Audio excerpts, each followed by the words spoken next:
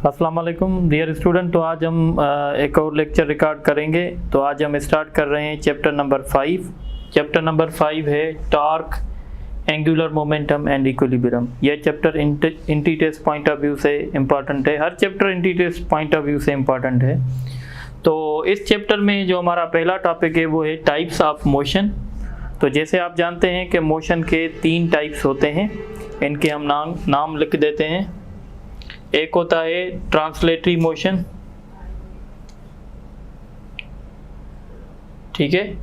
Translatory motion क्या होता है? तो हम कहते हैं the motion of a body in a straight line, या हम ऐसे भी कह सकते हैं, इसकी एक टेक्निकल डेफिनेशन भी हो सकती है, the motion in which every particle of a body is displaced by equal amount। Suppose करें ये ट्रेन है, ये इस ट्रेन के कंपार्टमेंट्स हैं, ठीक है। अब ये ट्रेन जैसे चलेगी तो हम कहेंगे इस ट्रेन का जो मोशन है वो ट्रांसलेटरी है। भाई ट्रांसलेटरी क्यों है? क्योंकि जब ये ट्रेन चलेगी तो हर एक कंपार्टमेंट एक जैसा डिस्प्लेस होगा। अगर ये कंपार्टमेंट 2 मीटर आगे जाएगा तो ये भी और ये भी। तो ट्रांसलेटरी मोशन की डेफिनेशन होगी a motion in which every particle of a body displaced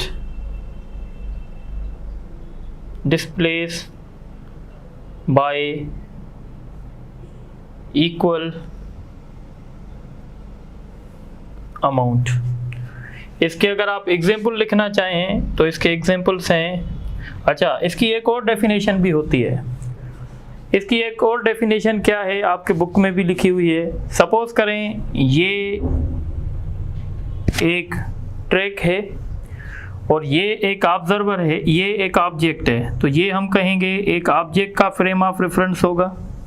object अगर इस ट्रैक पे मूव कर रहा है और ये ग्राउंड है सपोज करें, तो ये एक ऑब्जर्वर फ्रेम ऑफ रेफरेंस होगा। ये इसकी एक्सिस होंगी X dash, Y dash, Z dash, और ये इसकी एक्सिस होंगी एक्स वाई जेड। हम इस मोशन को ट्रांसलेटरी मोशन तब कह सकते हैं जब क्रॉसपॉन्डिंग एक्सिस आपस में पैरेलल रहें। जैसे ये ऑब्जेक्ट मूव करेगा तो एक्स डैश एक्स से पैरेलल रहेगा, वाई जो है वो वाई जेड से, वाई डैश से पैरेलल रहेगा, और जेड जो है वो जेड डैश से पैरेलल रहेगा। तो हम कहेंगे the motion in which axis of the object frame of reference remains parallel to the corresponding axis of observer's frame of reference. तो ये भी ट्रांसलेटरी मोशन की डेफिनेशन होगी। तो इसकी दूसरी डेफिनेशन है a motion in which axis of observers frame of reference, या in which the axis of objects frame of reference remains parallel to the corresponding axis of observer's frame of reference। तो ये भी एक definition होगी translatory motion की। अब translatory motion के example कौन से हैं? तो हम कहते हैं दी motion of train, the motion of train from one station to another station। Train का मोशन एक स्टेशन से दूसरी स्टेशन तक। या हम कहते हैं, दूसरा एग्जांपल देते हैं, the motion of car along straight road। तो ये जो एग्जांपल्स हैं वो ट्रांसलेटरी मोशन के हैं। ट्रांसलेटरी मोशन के बाद हम डिस्कस करते हैं रोटेटरी मोशन, दूसरा type. Rotatory motion, what is rotatory motion? तो हम कहते हैं the motion in which every particle of a body moves along the circular path। ऐसा मोशन जिसमें बॉडी का हर एक पार्टिकल सर्कुलर पाथ पे मूव कर रहा हो तो हम उस मोशन को कहेंगे रोटेटरी मोशन। जैसे देखें ये डिस्क है, अगर ये डिस्क रोटेट करेगी, सपोज करें ये एक पार्टिकल है और ये दूसरा पार्टिकल है, ये तीसरा पार्टिकल है, आप देखेंगे कि ये सारे पार्टिकल्स जो हैं रोटेट करेंगे, यानी इस सर्कुलर पाथ पे मूव करेंगे। तो इसलिए हम कहेंगे कि ये जब डिस्क रोटेट करती है तो इसके पास रोटेटरी मोशन होता है। तो हम कहेंगे the motion in which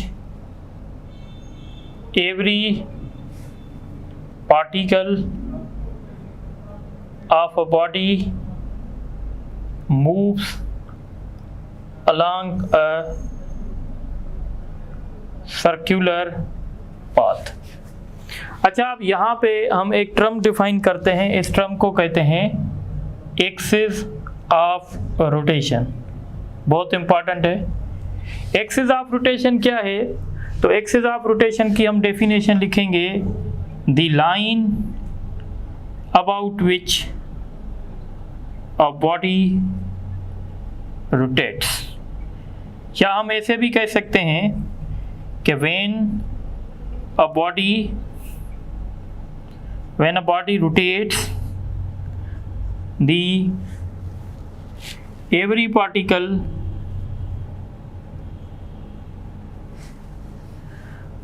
every particles moves along the circular path, the center of all particles lies on a straight line known as axis of rotation। अब थोड़ी सी बात समझे, जब कोई बॉडी रोटेट कर रही है तो जब बॉडी कोई रोटेट करेगी तो बॉडी का हर एक पार्टिकल सर्कुलर पाथ पे मूव करेगा। जब बॉडी का हर एक पार्टिकल सर्कुलर पाथ पे मूव करेगा तो हर पार्टिकल के सेंटर्स मुख्तलिफ होंगे, और जब हर पार्टिकल के सेंटर मुख्तलिफ होंगे तो वो एक लाइन पे लाई करेंगे और उस लाइन को हम कहेंगे एक्सिस ऑफ रोटेशन। अगर आप यहाँ देखें, इस डोर का एग्जांपल दें तो जैसे ये डोर ओपन होगा तो ये रोटेट करेगा। बेसिकली अगर हम इसको ऐसे ओपन कर रहे हैं तो ये रोटेट करेगा, और इस डोर का हर एक पार्टिकल, आप सपोज करें एक पार्टिकल ये है, एक पार्टिकल ये है, एक पार्टिकल ये है और एक पार्टिकल ये है, ये इसके कुछ पार्टिकल्स हैं। तो जब ये रोटेट करेगा तो ये पार्टिकल सर्कुलर पाथ पे मूव करेगा। इस पार्टिकल का सेंटर यहाँ लाई करेगा, इस पार्टिकल का सेंटर यहाँ होगा, इस पार्टिकल का सेंटर यहाँ होगा। तो जब मैं इन सारे सेंटर्स को आपस में मिलाऊंगा तो एक स्ट्रेट लाइन बन जाएगी, और इस स्ट्रेट लाइन का नाम होगा axis of rotation. I hope कि क्लियर हो गया होगा कि एक्सिस ऑफ रोटेशन क्या होता है। अब हम आगे चलते हैं। रोटेटरी मोशन को हम दो हिस्सों में डिवाइड करते हैं। एक को कहते हैं स्पिन मोशन, स्पिन मोशन। अब देखें, अगर ऐसा रोटेटरी मोशन जिसमें एक्सिस ऑफ रोटेशन बॉडी में से पास हो रही हो तो हम उस मोशन को कहते हैं स्पिन मोशन। तो हम कहते हैं the rotatory motion in which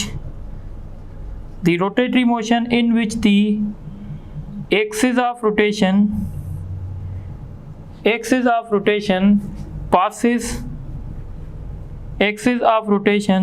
passes through body itself। यानी ऐसा रोटेटरी मोशन जिसमें एक्सिस ऑफ रोटेशन बॉडी में से पास हो रही हो तो उस मोशन को कहते हैं स्पिन मोशन। अब स्पिन मोशन का बेहतरीन एग्जांपल है motion of top. Top means लट्टू, ठीक है, ये एक लट्टू है समझे। अब जब ये रोटेट करेगा तो आप देखेंगे ये एक नेल इसका निकला हुआ होता है बाहर, जिस पे ये रोटेट करता है, जिस पे ये स्पिन करता है। तो ये जो इसका नेल है इसको हम एक्सिस ऑफ रोटेशन कह रहे हैं। और आप देखेंगे कि ये जो नेल है वो इस बॉडी में से पास हो रहा है, तो इसीलिए हम इस मोशन को कहेंगे कि ये स्पिन मोशन है।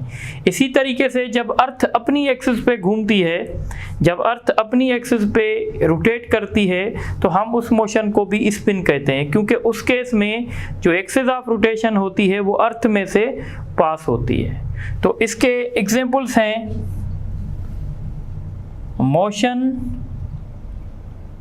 ऑफ टॉप, दूसरा एग्जांपल है motion of earth on its own axis. तो ये दो एग्जांपल स्पिन मोशन के हो गए। इसी तरीके से motion of automobile wheel, motion of automobile wheel, automobile wheel भी जो है उसका मोशन भी जो है वो स्पिन की कैटेगरी में आता है। अब हम बात समझेंगे, दूसरा मोशन पढ़ेंगे और उसको कहते हैं orbital motion. Orbital motion, what is orbital motion? तो हम कहेंगे ऐसा रोटेटरी मोशन जिसमें एक्सिस ऑफ रोटेशन बॉडी में से पास नहीं हो रही हो, तो उस मोशन को कहते हैं orbital motion. The rotatory motion in which the axis of rotation does not pass through body itself। ठीक है।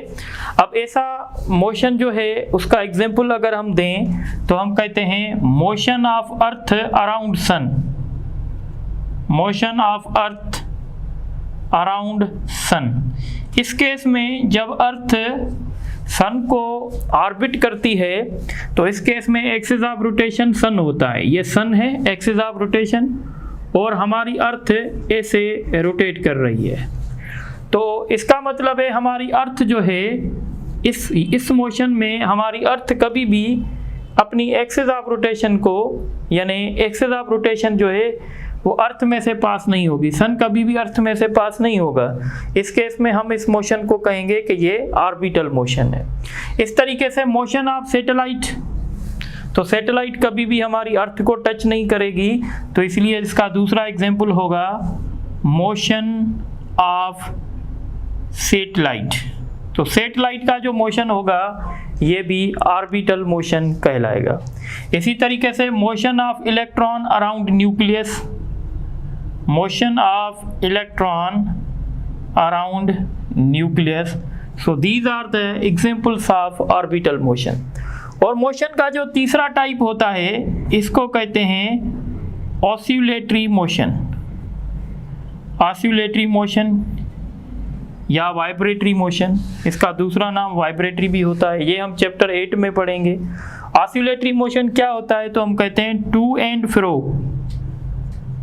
फ्रो motion of a body is called oscillatory motion.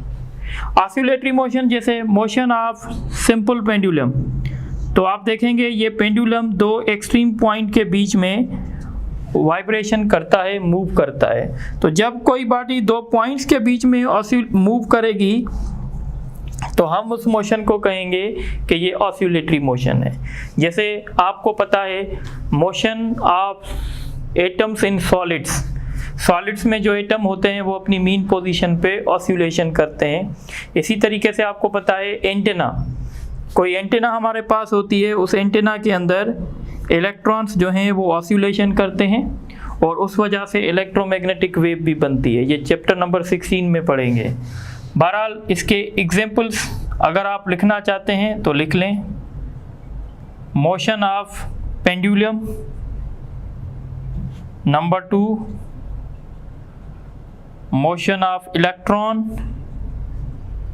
In antenna,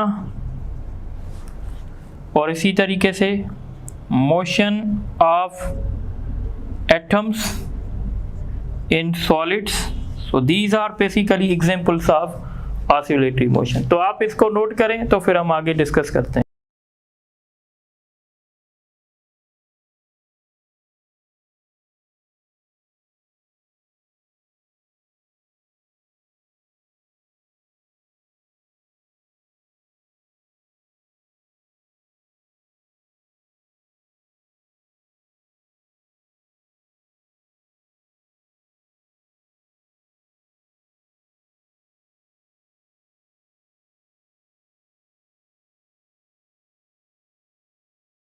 अच्छा, तो अब हम डिस्कस करेंगे टॉर्क। तो टॉर्क क्या होता है? तो इसकी एक सिंपल डेफिनेशन है, the turning effect of a force is called torque.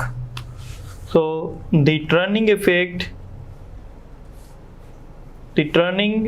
Effect of a force is called torque. या हम ऐसे भी कह सकते हैं, the physical quantity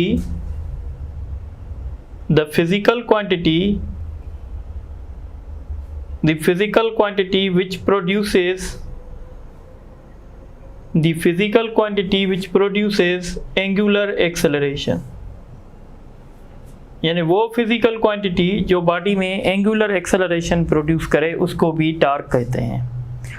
अब इस टॉर्क को अगर हम समझना चाहते हैं तो सपोज करें ये एक प्लेन है और ये एक पार्टिकल है, इस पार्टिकल पे ऐसे फोर्स लग रहा है और अब हम इस पार्टिकल की मूवमेंट यानी टॉर्क निकालना चाहते हैं पॉइंट O पे। ये ओरिजिन है, ये एक्स एक्सिस है, ये वाई एक्सिस है। तो ये एक हमारा पोजीशन वेक्टर बन गया। आपको फिजिक्स में पढ़ा होगा कि वो वेक्टर जो किसी भी पॉइंट की पोजीशन बताता है विथ रिस्पेक्ट टू ओरिजिन, उसको पोजीशन वेक्टर कहते हैं। अब हम इस फोर्स को दो हिस्सों में रिजॉल्व कर सकते हैं, एक ये बन जाएगा और एक ये बन जाएगा। ये वाला एक ये बन जाएगा। अब ये वाला जो कंपोनेंट होगा फोर्स का, ये जो है वो एक्सिस ऑफ रोटेशन के यानी पैरेलल होगा। यानी हम कहेंगे इस कंपोनेंट को कहेंगे एफ कॉस थीटा और इस कंपोनेंट को कहेंगे एफ साइन थीटा। ये वाला जो कंपोनेंट है इसको हम पैरेलल कंपोनेंट कह सकते हैं, इसको हम परपेंडिकुलर कंपोनेंट कह सकते हैं। ये जो पैरेलल कंपोनेंट है ये बॉडी को क्या करेगा, ये बॉडी को जो है वो अपना पुल करेगा यानी डिस्प्लेस करवाएगा। और ये जो फोर्स का कंपोनेंट है ये बॉडी में रोटेशन प्रोड्यूस करेगा।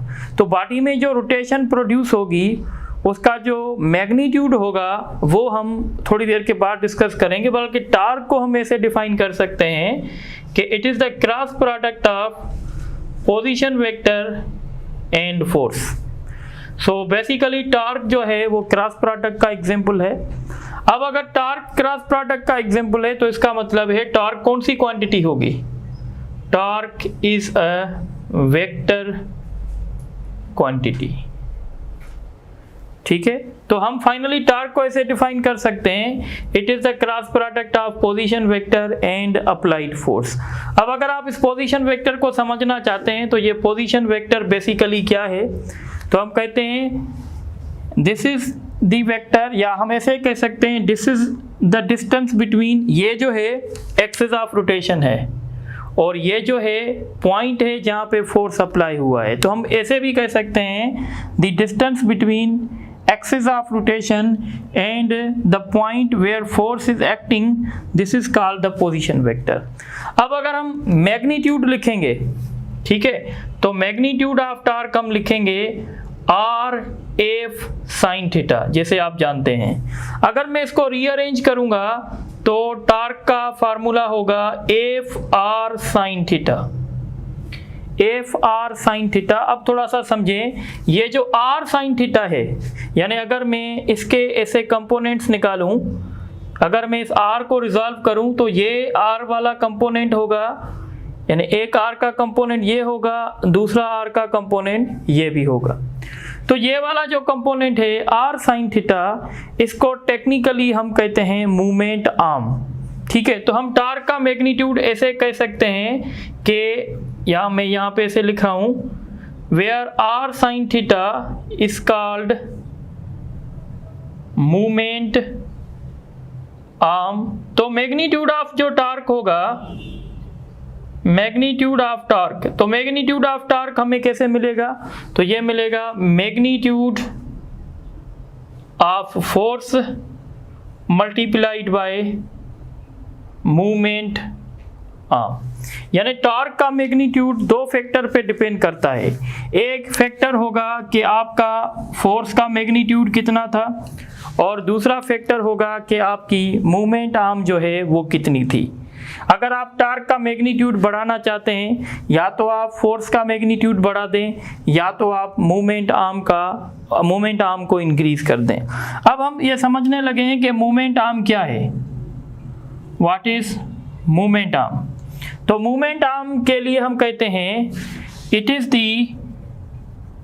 Perpendicular distance, it is the perpendicular distance between the axis of rotation and line of action of force।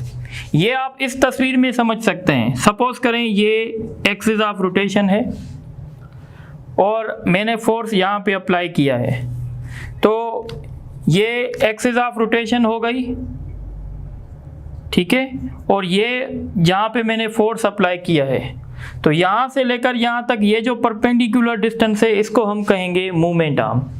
Movement arm जितनी हम बड़ी रखेंगे उतना टार्क ज़्यादा प्रोड्यूस होगा। सपोज करें अगर ये फोर्स मैं यहाँ पे अप्लाई कर रहा हूँ, अगर सेम फोर्स मैं यहाँ पे अप्लाई करूँगा तो आप देखेंगे ये वाला जो फोर्स होगा जो मैं यहाँ पे अप्लाई कर रहा हूँ, ये टार्क कम प्रोड्यूस करेगा।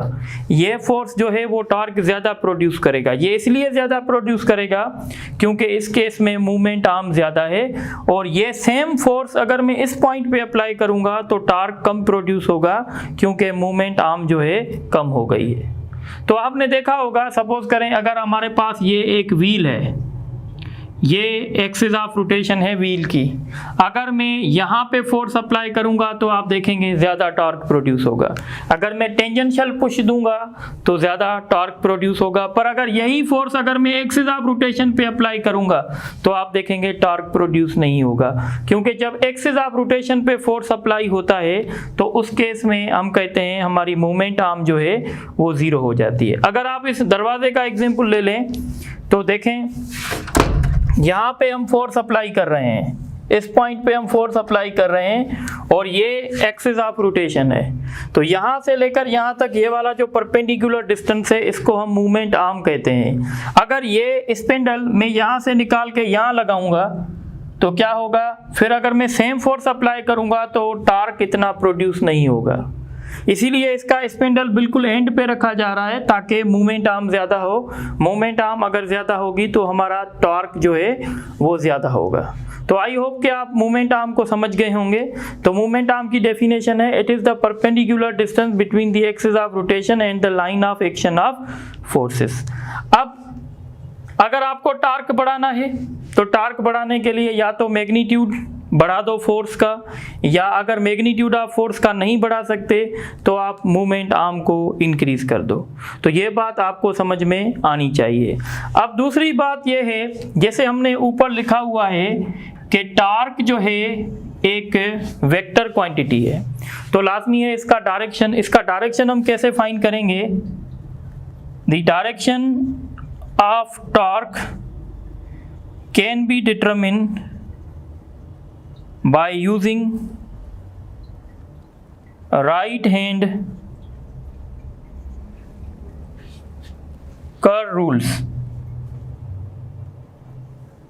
राइट हैंड कर्व रूल हम यूज कर सकते हैं। जैसे हम वेक्टर में पढ़ के आए थे तो क्या करेंगे, हम राइट हैंड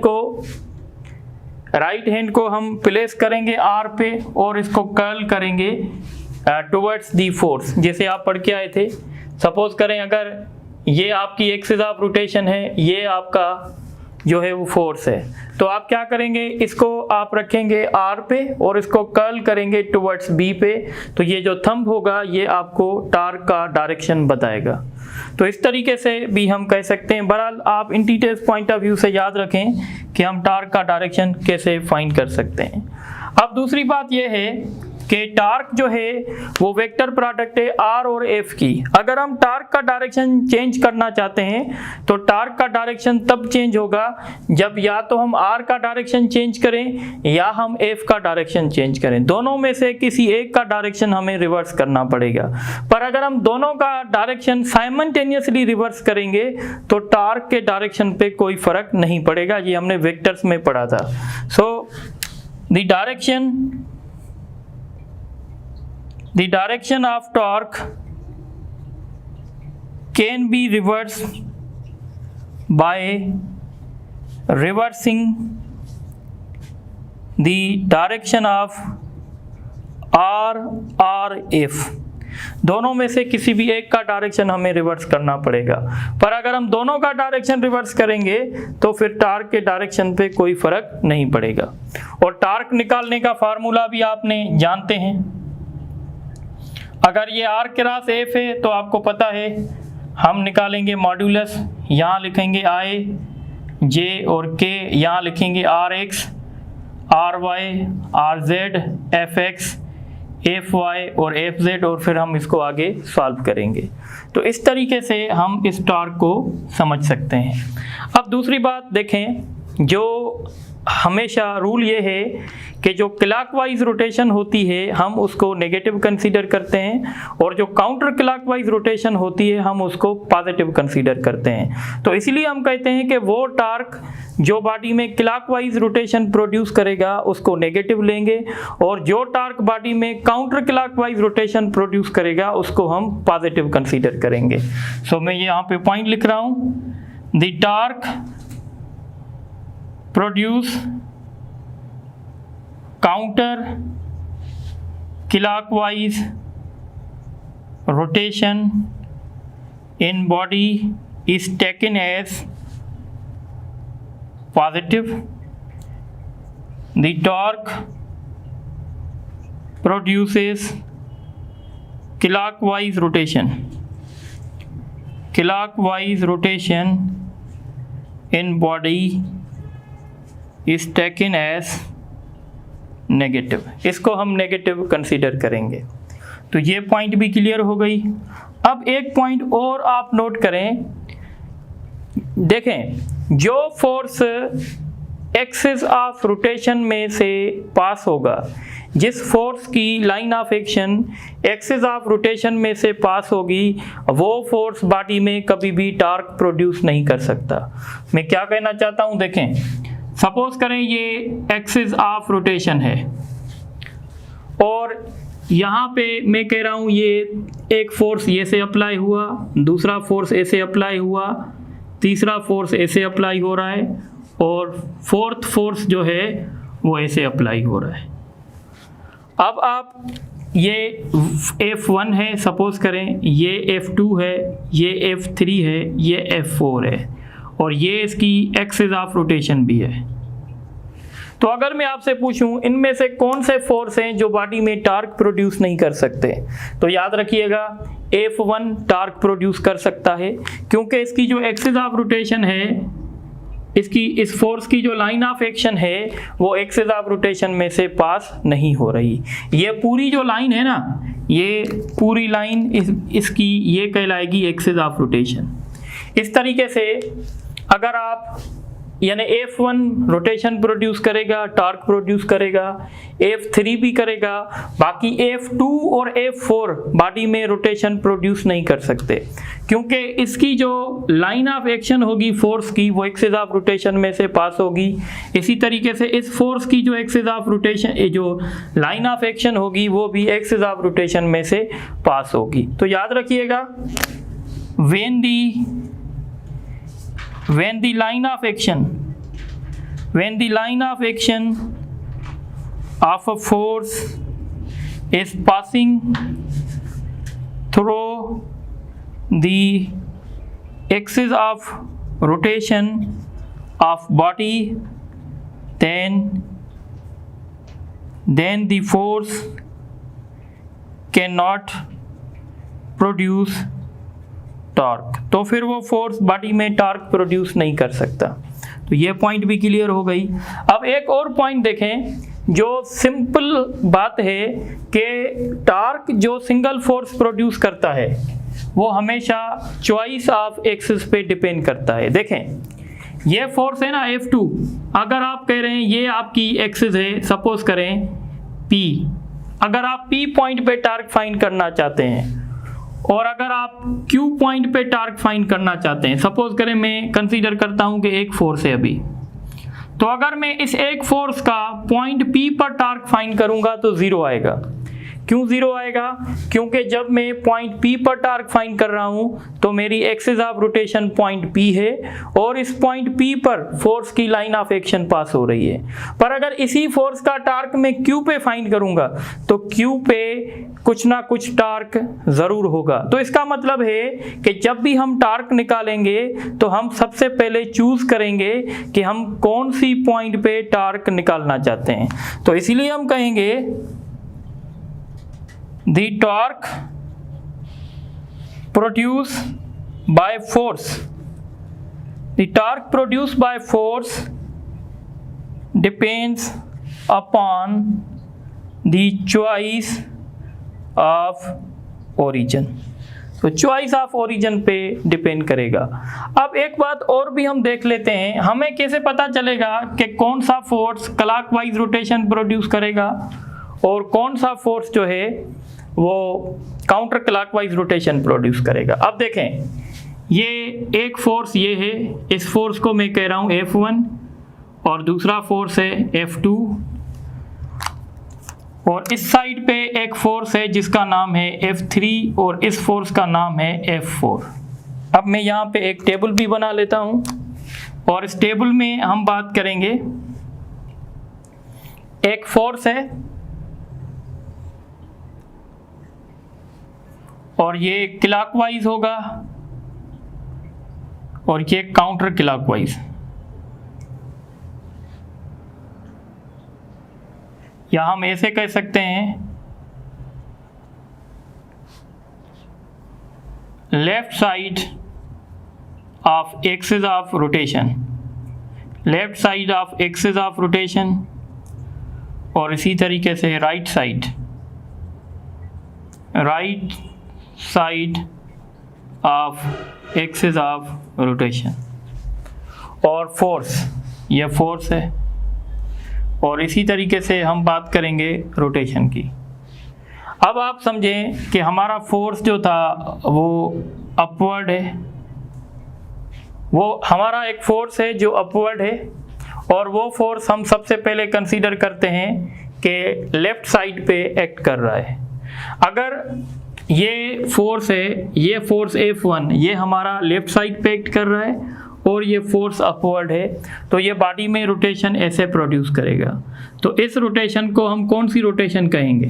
तो इस रोटेशन को हम कहेंगे क्लॉकवाइज।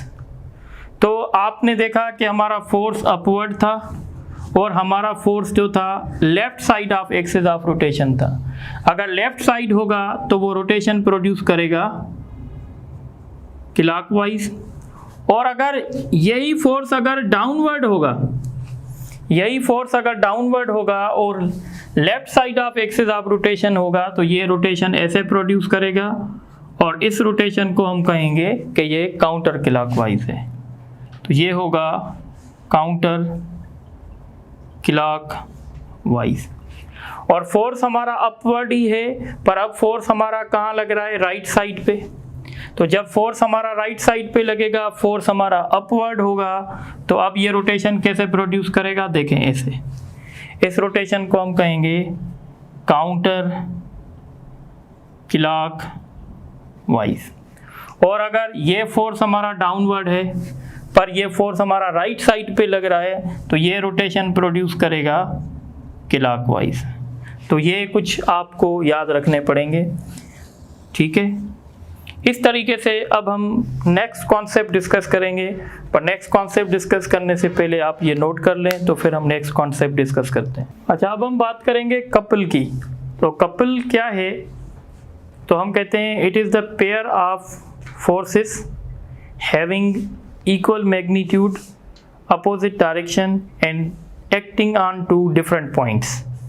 यानी कहने का मतलब ये है कि ये एक पेयर होता है फोर्सेस का, यानी दो फोर्सेस हमेशा कपल कंस्टिट्यूट करते हैं। एक फोर्स समझो कि F है तो दूसरा फोर्स भी F होगा।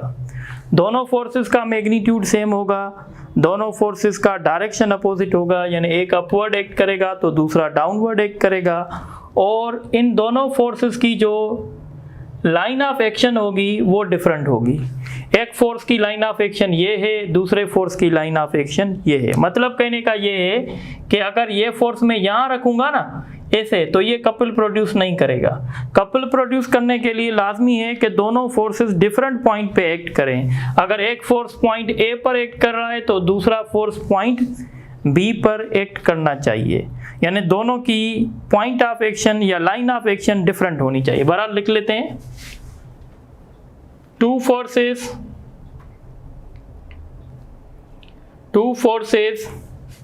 having, या हम ऐसे भी कह सकते हैं it is a pair of forces having equal magnitude, opposite direction and acting on to different points। ठीक है, तो ये बात क्लियर हो गई।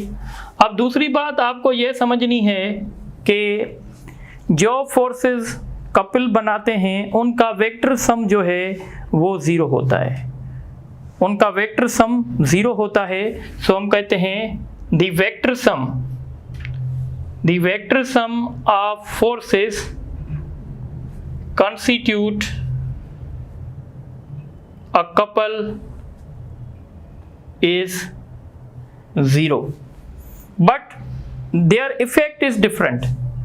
वेक्टर सम करेंगे फोर्सेस का ज़ीरो होगा। अगर फोर्सेस का वेक्टर सम ज़ीरो है, इसका मतलब है वो फोर्स जो कपल बनाएंगे वो बॉडी में कभी भी लीनियर एक्सेलरेशन प्रोड्यूस नहीं कर सकते हैं। कपल वाले फोर्सेस हमेशा बॉडी में रोटेशन प्रोड्यूस करते हैं, यानी एंगुलर एक्सेलरेशन प्रोड्यूस करते हैं। तो मैं यहाँ पे लिख लेता हूँ, the forces which constitute a couple always produces rotation in a body। वो बॉडी में रोटेशन प्रोड्यूस करेंगे। कपल के एग्जाम्पल बहुत सारे हैं, जैसे हम साइकिल चलाते हैं, आपने साइकिल के अगर पेडल देखे होंगे तो एक पेडल ऊपर के तरफ लगता है, दूसरा पेडल नीचे के तरफ लगता है। तो ये भी दो फोर्सेस हैं, दोनों की लाइन ऑफ एक्शन डिफरेंट होती हैं। तो जब हम ये पेडल चलाते हैं तो रोटेशन प्रोड्यूस होती है व्हील में, तो ये एक कपल का एग्जाम्पल है। या आपने इंटर में पढ़ा होगा कि जब एक current carrying coil magnetic field में पड़ी होती है, तो जब उसमें करंट फ्लो करता है तो आपने देखा होगा उस कॉइल में भी रोटेशन प्रोड्यूस होती है, यानी कपल प्रोड्यूस होता है। तो ये एक बेसिक कॉन्सेप्ट है। दूसरी बात आप ये समझेंगे कि जो फोर्सेस कपल प्रोड्यूस करते हैं, यानी ये दो फोर्सेस कपल प्रोड्यूस कर रहे हैं, तो हम इन दो फोर्सेस को सिंगल फोर्स से रिप्लेस नहीं कर सकते। अगर हमें कपल को रिप्लेस करना है तो उसके लिए एक और कपल चाहिए, एक एंटी कपल चाहिए। कैसे? अगर ये एक कपल है तो ये इसका एंटी कपल होगा, यानी couple can not be balance by single force but it can be balance by an other opposite couple. The couple can not be replaced, the couple cannot be replaced by a single force but can be replaced by another couple। Couple को replace करने के लिए आपको एक और जो है couple चाहिए। अब हम बात करते हैं कि कपल जो रोटेशन प्रोड्यूस करेगा उसका फार्मूला क्या होगा। So movement produce by couple, तो याद रखिएगा जो मूवमेंट कपल प्रोड्यूस करेगा it is the product of magnitude of either force and arm of couple, यानी जो मूवमेंट कपल प्रोड्यूस करेगा वो होगा एफ डी। डी जो है वो क्या है, डी को थोड़ा समझें। डी है arm of couple. Arm of couple क्या होती है तो थोड़ा सा समझें। आर्म ऑफ कपल सो हम कहते हैं it is the perpendicular distance between the line of action of the forces. समझें, ये एक फोर्स हो गया, ये दूसरा फोर्स हो गया, ये दो हमारे पास फोर्सेस हो गए। ये इस फोर्स की लाइन ऑफ एक्शन है, ये इस फोर्स की लाइन ऑफ एक्शन है। तो इन दो फोर्सेस के बीच लाइन ऑफ एक्शन के बीच में जो परपेंडिकुलर डिस्टेंस है, हम इस परपेंडिकुलर डिस्टेंस को कहते हैं arm of couple. So arm of couple क्या है, it is the perpendicular distance between the line of action of forces. अच्छा, अब एक लास्ट में एक बात सुन लें। जैसे हमने पहले बताया था कि सिंगल फोर्स की जब हम बात करेंगे, जो सिंगल फोर्स टार्क प्रोड्यूस करेगा वो चॉइस ऑफ एक्सिस पे डिपेंड करेगा, पर जो कपल रोटेशन प्रोड्यूस करेगा, जो कपल टार्क प्रोड्यूस करेगा वो कभी भी चॉइस ऑफ ओरिजिन पे डिपेंड नहीं करेगा। यानी अगर आप यहाँ पे टॉर्क निकालना चाहें इस पॉइंट पे, या अगर आप इस पॉइंट पे निकालना चाहें, दोनों पॉइंट पे टॉर्क सेम होगा। क्यों भाई? क्योंकि अगर आप इस पॉइंट को चूज कर रहे हैं एज एक्सिस ऑफ रोटेशन, तो कपल जो टॉर्क निकालेगा उसका फार्मूला होगा एफ डी। फोर्सेस का मैग्नीट्यूड वही का वही रहेगा और फोर्सेस के बीच में परपेंडिकुलर डिस्टेंस भी वही का वही रहेगा, चाहे आप एक्सिस ऑफ रोटेशन ये अज्यूम करें या आप ये अज्यूम करें। तो इसलिए मैं पॉइंट लिख रहा हूं, the movement produce by couple is independent of choice of origin। तो आज के लेक्चर में इतना ही है। हमने टाइप्स ऑफ मोशन डिस्कस किए, टॉर्क डिस्कस किया, कपल डिस्कस किया। अब हम कुछ MCQs लिखेंगे, फिर आपसे डिस्कस